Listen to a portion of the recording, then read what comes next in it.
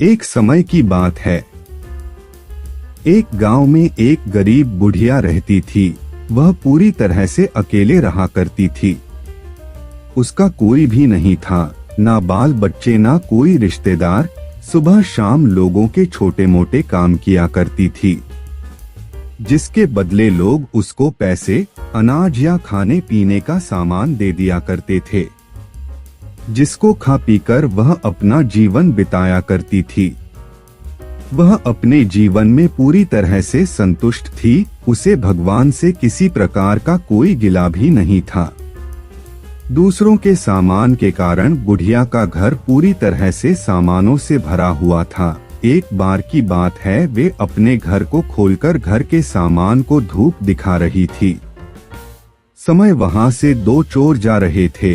जब उन्होंने देखा कि बुढ़िया के घर में तरह तरह का सामान भरा हुआ है, तो उन्हें बड़ा लालच आया और वे सोचने लगे कि इस घर में तो बुढ़िया अकेली रहती है, क्यों ना हम आकर इसके घर को ही साफ कर दें। माना कि सामान पुराना है, लेकिन कुछ तो पैसा मिलेगा और यह बुढ़िया अकेली हमारा कुछ बिगाड़ भी नहीं पाएगी। चोरों ने बुढ़िया के घर को अच्छी तरह से देख लिया और समझ लिया कि उन्हें किस तरह से बुढ़िया के घर की सफाई करनी है।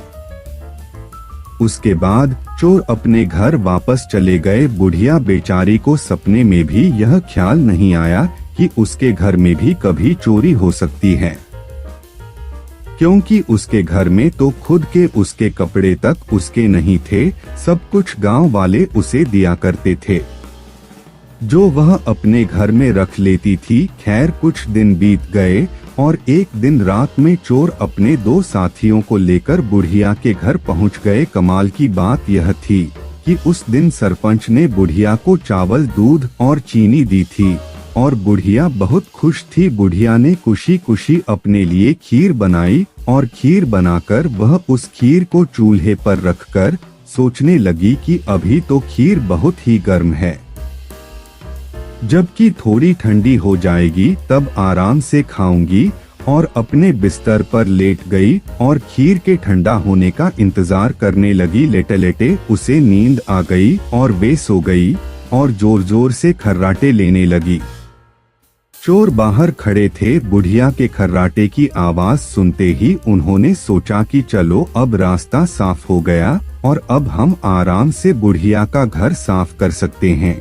वह सब जल्दी जल्दी आकर बुढ़िया के घर में सामान तलाशने लगे, परंतु कमाल की बात यह थी कि उन्होंने जो देखा था वह बिल्कुल गलत था। बुढ़िया का घर तो सामान से भरा हुआ था, किंतु एक भी सामान साबुत नहीं था। हर सामान टूटा फूटा, पुराना और खराब था।